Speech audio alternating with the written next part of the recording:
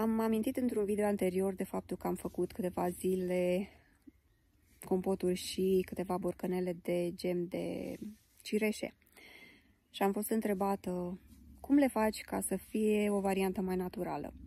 Nu prea e cum să lucrezi cu aceste lucruri fără să adaugi un dulcitor. Este important, altfel fructele sunt acre sau gemul iese acru. Sunt foarte multe persoane care folosesc mus de struguri pentru a îndulci sau suc de mere concentrat. Am folosit și eu ani de zile și este o variantă ușoară și rapidă. Alegerea este a fiecăruia.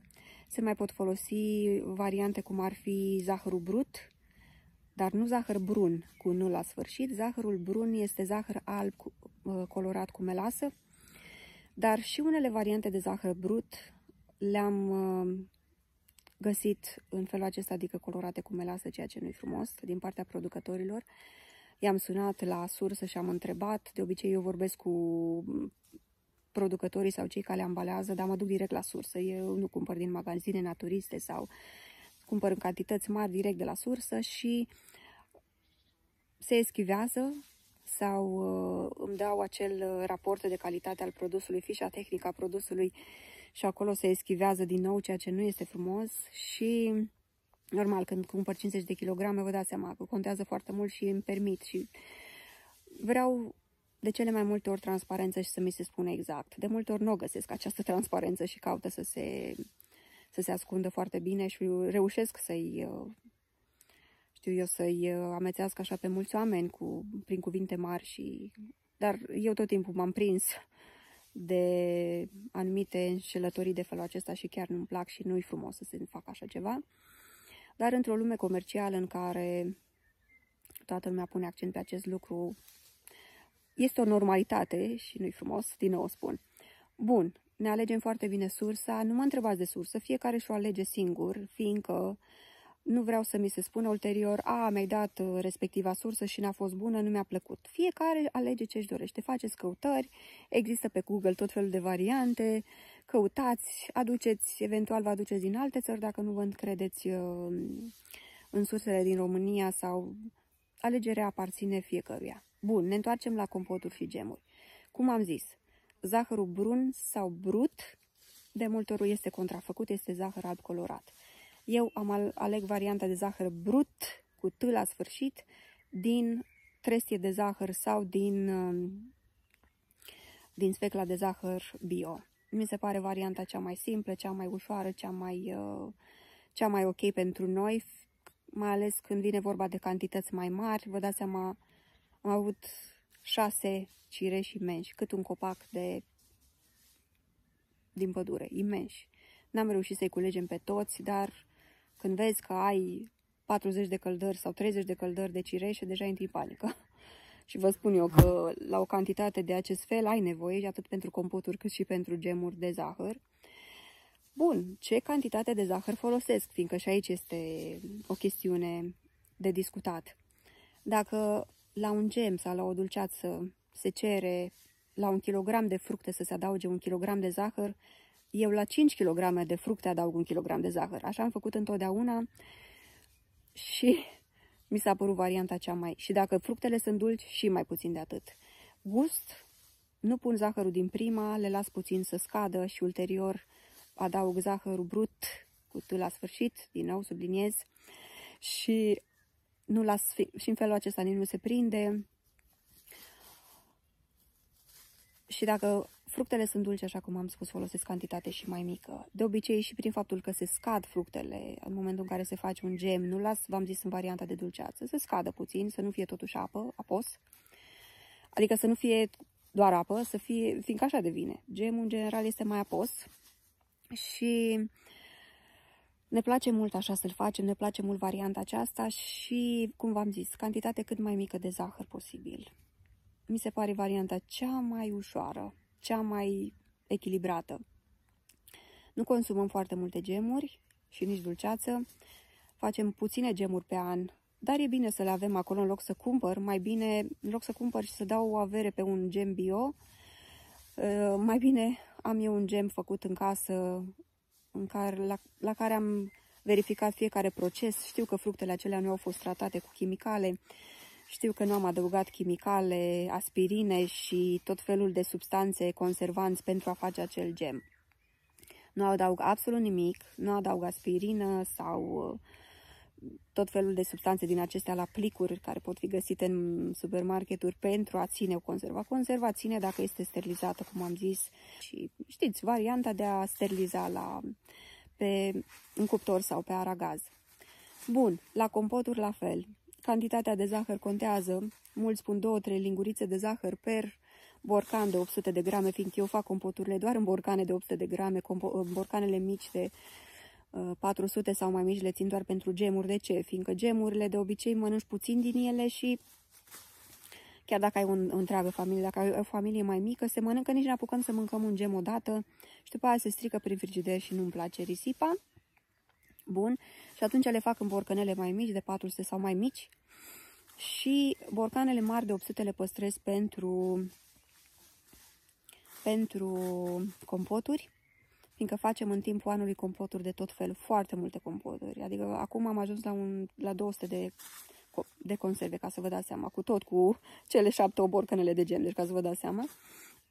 Și 200 și ceva, deci peste 200 a trecut, că le-am numărat acum ca să fiu sigură unde le pun și ce fel. Și la fel, voi vorbi și de a le stora imediat, dar vorbind de cantitatea de zahăr de la compot. Multă lume mi-a spus 3 linguri de zahăr cu vârf per borcan de 800. Mi se pare imens. Eu înainte nicio lingură nu puneam. Mi se părea enorm, mi se părea prea mult, mai ales dacă fructele sunt dulci. Dacă fructele sunt dulci, folosesc o lingură de zahăr, nu cu vârf, o lingură obișnuită, rasă sau poate cu puțin vârf. Bun, dar nu rasă complet, deci așa, puțin mai mult. Iar la fructele mai acre, câteodată adaug și 2 linguri de zahăr. Spre exemplu, la coarne, foarte acre. Am adăugat 2 linguri de zahăr brut și per borcan de 800 de grame, vorbesc de compoturi acum, și iarna sau în anotimpul când le vom deschide, adăugăm în plus miere dacă este necesar. Dar mie nu-mi place ca compoturile să fie acre. Și aici mă refer la fructul să fie acru, îmi dă senzația de stricat. Că știu că compoturile se pot pune și fără zahăr, știu foarte bine, dar nu-mi place acritura aia. Fructele să fie acre când le descoperi în compot, vine să vomit efectiv. Și prefer să aibă o tentă ușoară de dulce. Și dacă mai adaug miere, dacă vreau lichidul, o idee mai dulce, dar de obicei nu este nevoie. Și cum am spus, facem foarte multe compoturi în timpul anului. Se pot face din toate, vă spun, din orice copac fructifer căruia îi cad cu fructele pe jos. Dacă aveți un piersic, dacă aveți un păr, dacă aveți coarne foarte multe, dacă aveți mure, dacă aveți smeuri, din orice se poate face compot.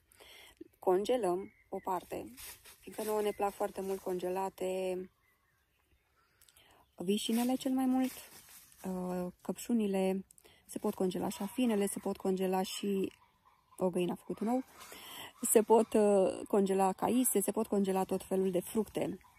Le congelez pe o tăviță de inox, după care, așa, bucată cu bucată, fiindcă mie nu-mi place să am un pietroi, deschid fructele și toată piatră acolo. Vreau să iau bucată cu bucată. Dacă am nevoie să fac un smoothie, imediat să iau o mână și să folosesc. Nu să fie nevoie să dezgheți toată cantitatea de fructe. Bun. Ne întoarcem la compoturi. Cantitate cât mai mică de zahăr și au stat foarte bine. Le-am sterilizat ulterior, logic, ca toate. Eu sterilizez indiferent dacă pun gemurile fierbinți în borcane sau chiar dacă fac dulceață, știți că dulcețurile se pun reci în borcane. Indiferent, ambele le sterilizez ulterior. 20 de minute cel puțin, ca să fiu sigură că vor ține și că nu vor face floare. Tot ce face floare arunc, nu ținem nimic care are mucegai deasupra, nu facem cum făceam în trecut, dăm mucegaiul la o parte și mâncăm. Nu, totul este compromis și așa că mai bine aruncăm. Bun, am făcut un video deja prea lung de 9 minute, de aproape 10 minute. Găinușele sunt lângă mine, scormonesc, caută viermișori, foarte bine. Așa facem conservele și am să vorbesc puțin și de storare. Știți lădițele acelea care se găsesc la supermarket, de plastic, care se pun una peste alta? Îmi plac cel mai mult. Am și cumpărat separat, nu doar fiindcă acelea nu prea se găsesc de cumpărat, nu știu de ce, doar supermarketurile le dau gratuit sau le găsești puse așa stack-up una peste alta lângă containerul lor și le poți lua, nicio problemă. Căutăm să folosim cât mai multe din lucrurile care sunt bune și în stare bună. Bun. Eu le-am storat an de an, le-am curățat, le păstrez curate. Acolo îmi țin și borcanele. După ce folosim compoturile sau gemurile, le spălăm imediat și le pun capacele deasupra și le las curate pentru data următoare când le voi folosi. Mi se pare varianta cea mai rapidă. Le pun în aceste lădițe, una peste alta, până la tavan, până sus, într-o anexă, într-o cămară. La fel le pun și pe cele făcute, adică dacă am conserve făcute, tot așa. În aceste lădițe, una peste alta până la tavan, fără nicio problemă. Deci și le grupez pe categorii. Aici am compoturi de cireș, aici am compoturi de vișine, aici am compot de... Și le pun labels, le pun etichete, ca să știu. Pe lădiță, pur și simplu, ca să-mi dau seama unde s-a terminat, care e ultima lădiță cu cireșe, spre exemplu, sau de la lădița asta în sus până la următoarea încep compoturile de coarne. În felul acesta mi se pare că se pot pune și păstra cel mai bine, normal undeva la rece, și iarna avem foarte ușor acces la ele, chiar dacă spațiul este mic, căutăm să le punem așa una peste alta, mi se pare varianta cea mai ușoară.